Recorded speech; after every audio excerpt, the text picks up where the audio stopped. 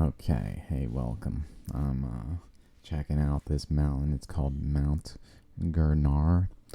It is in India, in Gujarat.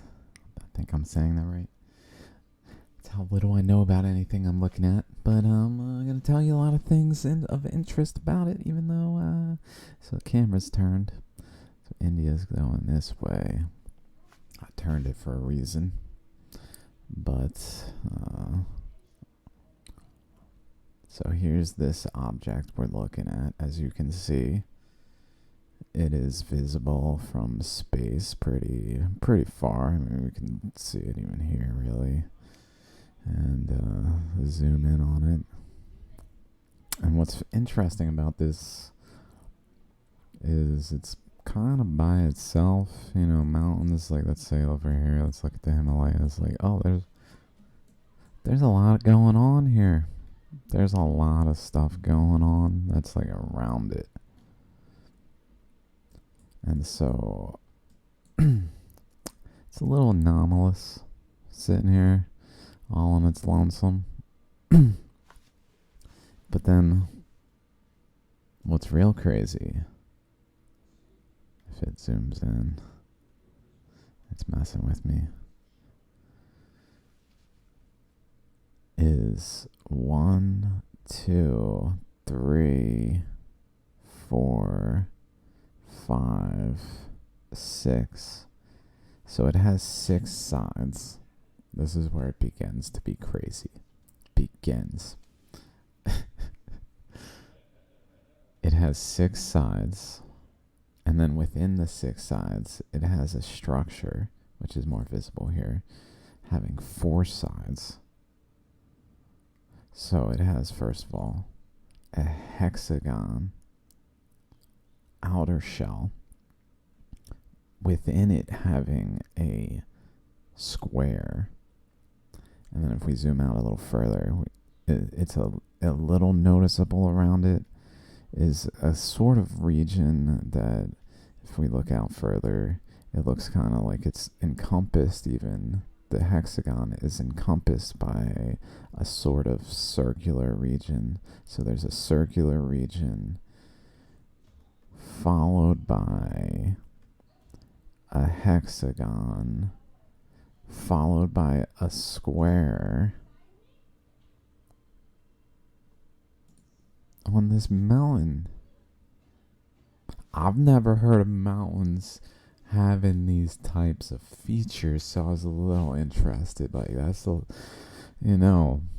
especially given what drew my attention here in the first place, which is crazy to think about, that these observations, I can't find anyone talking about them, are fascinating. Because let's get into this. This is what made me decide to just start recording just spontaneously right now. And this is why the camera is rotated. So I started thinking about this. And I said, okay, let's say here's a hexagon. Here's this cube. I don't know much about sacred geometry. I know platonic solids, and I was looking for Fibonacci numbers in relationship to them.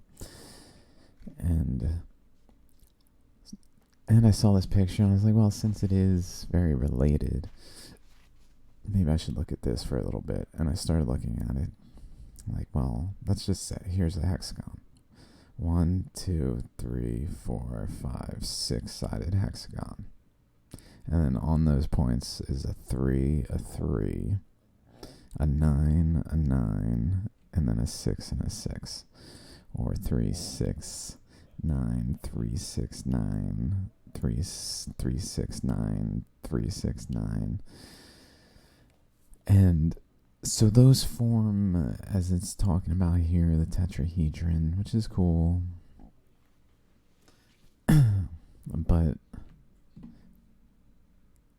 if two of these are, let's just say, if one of these is, 2 of these are 3, 2 are 6, 2 are 9, where are they? What I think is interesting is, and the reason I put it like this, the 9 being here, is that this location physically crosses so that both of the hexagon sides extend beyond the where they meet in a way where it's almost like signifying that this is the 9 position in this hexagon.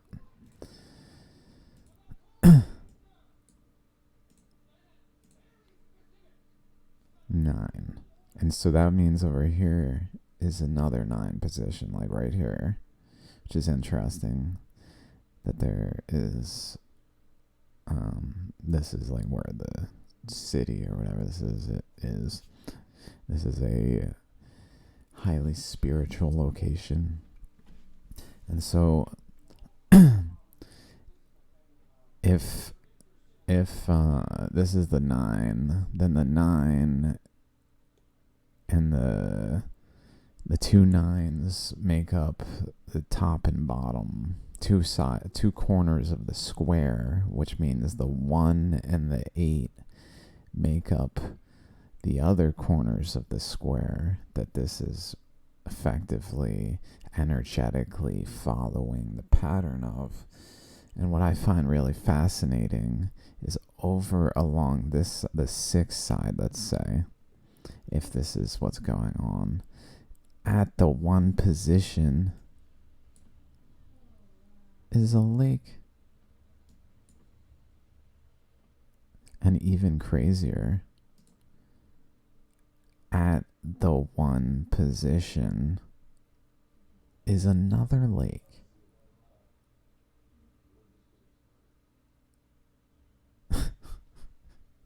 There's not one over at the 8 position.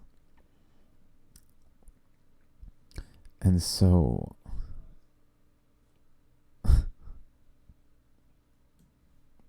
that's what I got to say about this so far, about this location. Mount Girnar.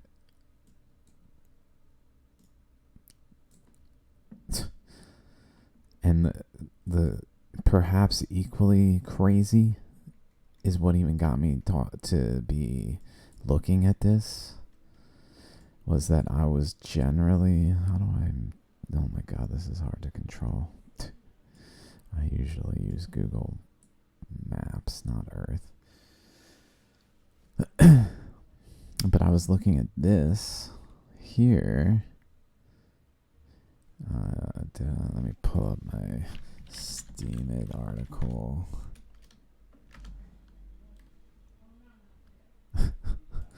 Tales in the Land. I was looking at that there. And I was like, that looks like a Fibonacci's.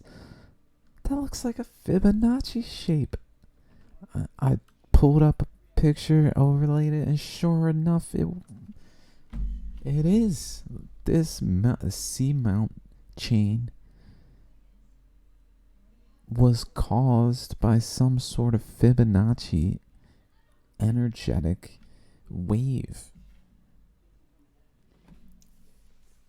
Now, mind you, right here, as this article is talking about ancient Dwarka, here is ancient Dwarka for all to see, clear as day. 6 mounds, 2 on the right, 4 on the left, kind of a gateway. Dwarka means gateway to heaven, by the way.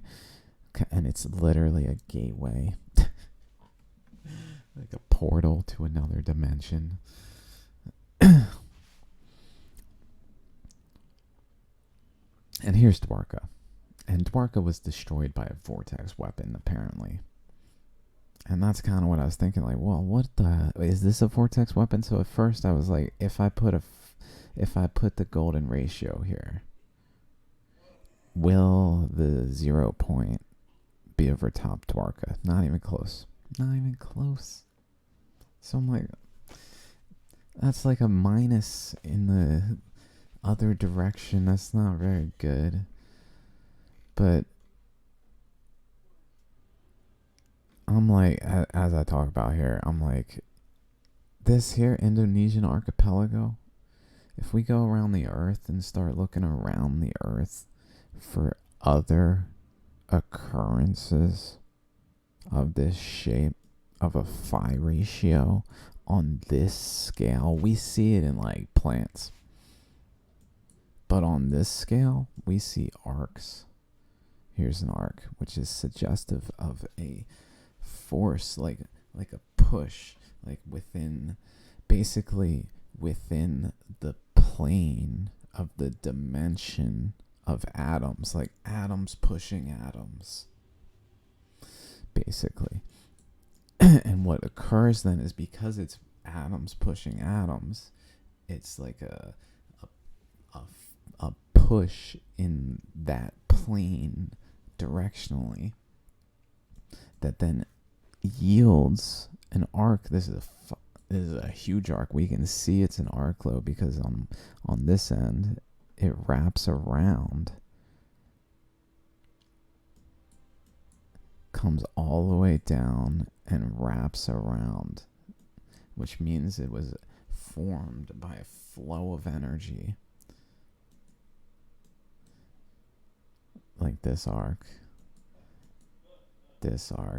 they're all the same, that kind of thing. They are not phi ratio arcs. And maybe initially I was like, maybe I'm being a little ridiculous, like it's just a phi ratio, like it could happen, maybe the concept that maybe it couldn't happen without literally a man-made or God-made or whatever made device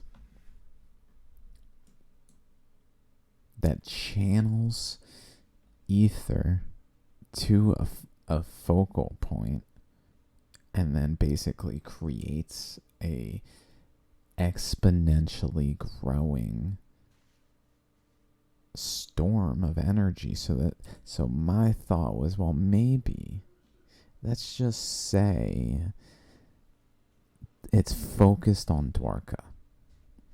It's just someone decides, we don't like this Dwarka, all its gold city, people being all happy. This is not okay here. And they take this laser beam that they don't understand the capacity of. They don't understand. They're like, oh, we don't like Dwarka. We'll just destroy Dwarka. And they focus it on it. And just focus beam. And then at some point it gets out of hand. Either they like get taken out. The story goes Krishna took him out. So maybe in the midst of it being like made even larger, it was prevented from getting larger. And so basically what happens then is if there's a vortex a vortex weapon that could do this, it would focus the energy on the location so it stays there and the vortex would form around it. But then when they stopped using this focal technology of the weapon, basically they turned off their death ray or whatever it is, their ether ray. That I don't want to go into details because why would I want to elaborate on what I think about how it functions? Beyond just pointing out in the same way as like how nuclear technology is like common knowledge that it exists, but people don't know how to make them. Maybe I don't have to explain the intricacies of what I think about how this might work, but then maybe it produces a nucleus of like a storm, like a hurricane, but like an ether vortex that then when they stop. So what I did here is I just focused on it and made it larger and just rotated it. And then at some point when it got basically so big that if it got bigger, it would go beyond this point and would kind of not necessarily be quite as exact. Then I essentially just let it go and allowed the curvature to follow the mountain terrain, basically. because, well, whatever happened produced it. So let's just say it ultimately went along that terrain. And what happened was the 0 point here, interestingly, it goes from Dwarka down into the ocean bed and then along the continental shelf. Almost as if it found a low point on the earth and then moved along the edge like a storm would. Like a hurricane. It didn't like being on land, so it moved into the water like a hurricane kinda. And then moved along the coast. But then, like, what's going on here? Why is there like this imprint? And my thought is, crazy as it may sound, is the imprint happens when the spiral is around here, is around where the nucleus of the spiral. I mean, it's not exact, so it's a region generally, but it's around here. And what's interesting is, like, let's say that there's a vortex weapon that inserts a just tremendous quantity of energy into the earth, not just into Dwarka, but into the earth, into the body of the earth. And essentially it moves down here, this system, and the earth, to counteract it having an equal but opposite reaction, emits this storm is effectively a negative charge storm, a negative storm. And so the earth emits a equal opposite positive charge, and this is a vortex. And so my thought is, maybe as the storm is moving down the coast, it discharges energy into the earth, so much so that the earth is forced to emit ethereally. The energy that is going into the earth flows out of a specific channel that it is the path of least resistance was there, out of this channel, and then creates an equal opposite positive vortex that then literally creates a mountain having sacred geometry patterns that just simply would not be occurring for any other reason except for a spiraling. That there is a hexagon pattern demonstrates there was a spiraling energy in the creation of this mountain, and it is an anomaly like no other. maybe only equal to this anomaly. That it is a phi ratio is anomalous, because energy on Earth at that level. So here's Deccan traps. The Deccan traps. Let's see if we can get a good map. I don't know if that shows it very well. It just kind of vaguely shows it. Deccan traps.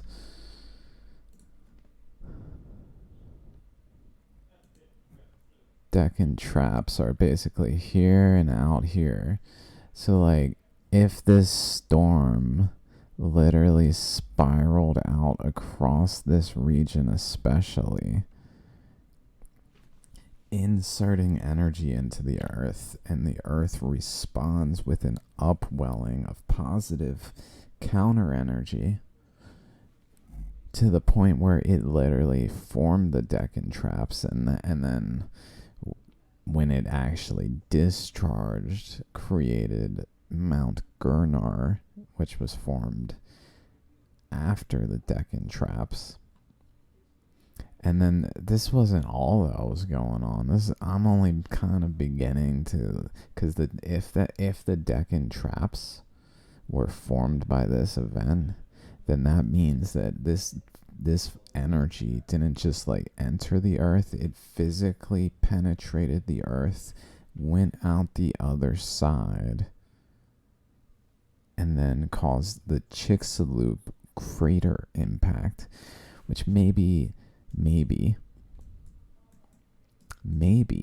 shattered this region apart as it came out the other side. Maybe. Oh my god, I'm laughing. Maybe I did it. I'm still not sure if I did it. Maybe in that life I'm the asshole. In this life I'm super duper. I'm Superman. All the answers right here.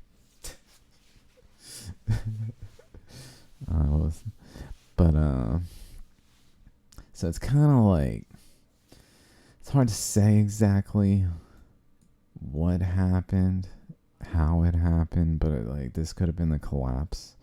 So like I'm starting to think there was maybe a society, Atlantis, that the earth maybe had not expanded yet, and there was still oceans, just not in the same exact way.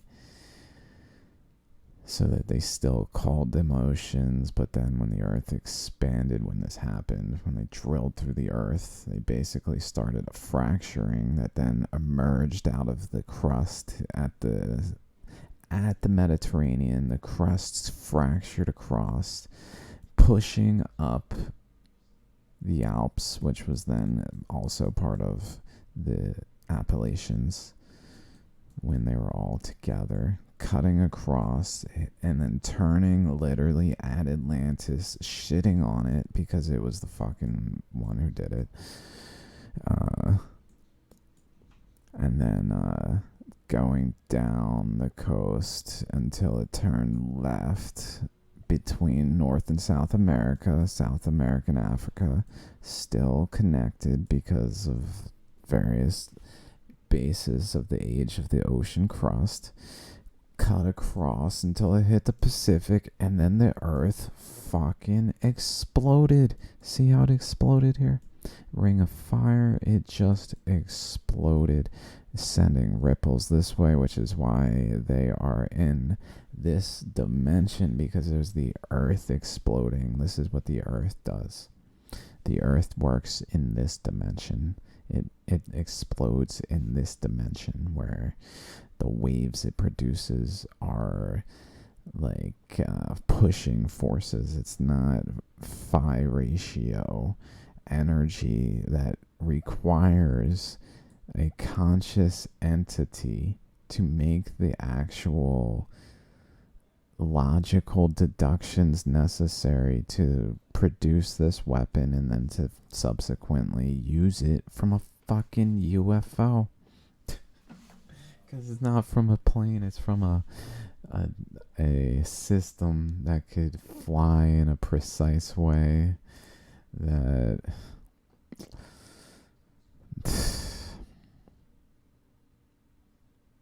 pretty much death ray of the planet. It's pretty much, that's what happened. That's how a death ray functions, is it shoots the city, creates a vortex, which then penetrates through the planet, cracks the crust, causes the whole earth to expand. Interestingly, Madagascar was connected to India here. Apparently, India was not disconnected from Asia. This was all one single landmass. What happened was basically when all these shock waves of energy, so like this pushes up the mountain as the crack, when this is all one landmass, comes across, hits the energy flow, it pushes into America. See how the way it cracked here. So basically the crack is actually flowing this way, and because it's moving towards North America, the force of the crack is mostly pushing into North America. And so we see a mountain chain produced, and we even see this crazy at the end of it, like a shockwave arc coming off of it. And then it basically cracked, and this, I believe, began to flood the earth across North America and pushing material to cause a wall along the western coast that then the water ran up across into Russia, and then it came down moving towards this region, and then it just shoved all this material on top of what may have also been a warring nation with the people of Dwarka, because it seems like there was some stuff going on over here where Krishna is said to have grown up, I believe, in this region somewhere. And maybe this is what happens also when using a death ray on your own planet. You effectively cause the planet to react, to sink your metropolis, and just spew so much debris over your history that you're forgotten, I guess, is what happens. It seems like, I'm pretty sure there are, like, buried deep below this stuff, like, people, evidence of a culture that of a different time. But it was just covered, just like we're finding in Egypt and in the Sahara in general. Okay, let's see, I'll probably stop there. That's anything else I want to say? Here's something interesting. Just throw this in there. The pole of Saturn. This is the best picture of it too. Oh my god, the hexagon. So this is the pole where the Saturn is rotating, and so it is producing a hexagon, which is indicative of rotation. So that's why it's critical for the geological community, people looking at this and this specifically, that there is a hexagon around this mountain truly is one.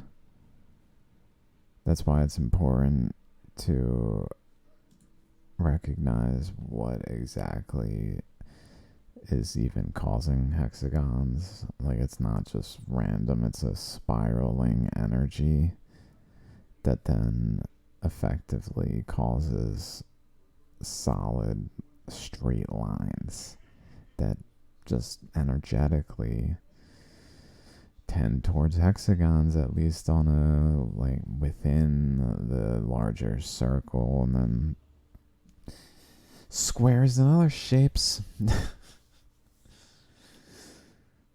And I love this picture because, to me, it shows, it doesn't just look like, it shows that, oh yeah, that reminds me, I got other things to say, but it shows that essentially these are galaxies. Everything we see in the sky is like the galaxies on Saturn. These are galaxies. Storms are galaxies. A galaxy is a storm. A galaxy is a mountain. So that's what I was going to say. What's crazy here, so this, it's too bad I forgot to say this, like, simultaneous with all the other information, but so it's got the hexagon, which is cool, but now let's focus on the four sides, the square of this. Pull this up. This is, so we got one side, two sides. These are pretty defined. And then this side and this side. So this one's kind of undefined. Like, I'm not sure, maybe this energy wasn't able to reach here. So like this was, but then like this energy would have came in and spread out this mass, which is effectively energy in a vortex. So essentially this is the nucleus of the vortex in a way, and then it has distinctly four what I would call current pathways from the nucleus. So as the vortex was happening, the nucleus was effectively distributing mass from it along channels, perhaps because of a like meeting of positive and negative, like causing effectively four paths in I don't know, something going on. Channels though, energy out along these channels,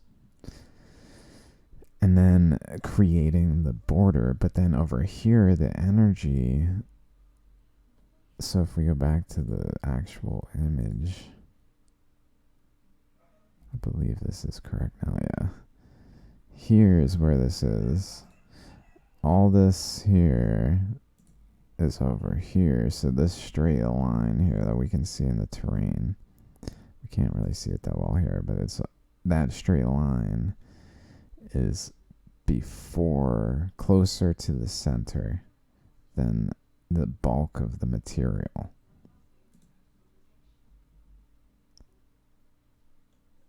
So here's the nucleus. Here's this distinct line. So it goes down, distinct line, and then another thing that was getting fed though by the nucleus. And what I find real crazy is it literally is a galaxy giving birth to a quasar on another dimension. That's what I think. So, I don't know how it is, but it is. Oh my God. And if we can understand what that tells us about the nature of reality across all the details, this mountain is also known as this. Oh yeah, that's, oh my God, another thing that before I forget. Girnar, Mount Girnar, Parakrama, which means basically a spiritual walk, specifically circumnavigating whatever it is they're walking around. And this one, what they do is they walk around the mountain. So there's just a bunch of people walking around the mountain. Girnar Parakrama.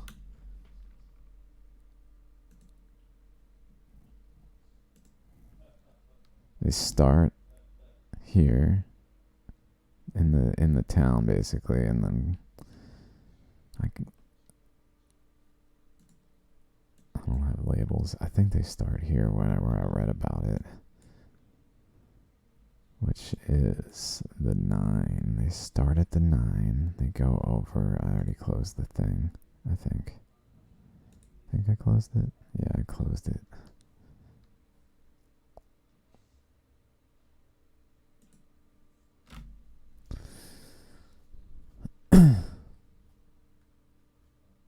But yeah, there's also, it's as if the energy of the vortex is so potent that it literally caused a spiritual holy walk, or whatever the parakrama. I'm not sure what the exact English term is. A pilgrimage. There's a pilgrimage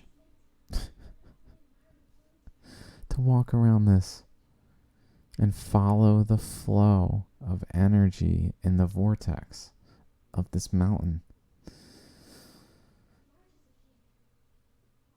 That's how much of a vortex it is. Okay. Now I forgot what else I was gonna say about something else. Oh, there's that. Cool. I didn't close it.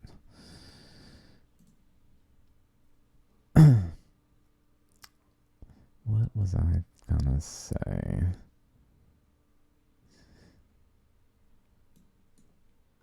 Yeah. I don't know. I think that's enough. Guys, please like, comment, subscribe, share this shit right here.